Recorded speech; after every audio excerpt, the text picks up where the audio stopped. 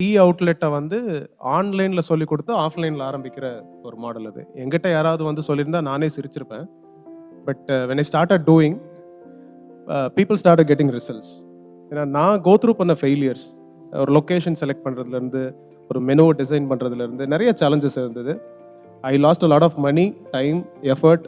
கிட்டத்தட்ட ஒரு 2 வருஷம் ஆச்சு ஒரு பிசினஸ் மாடல் கண்டுபிடிக்கிறதுக்கே.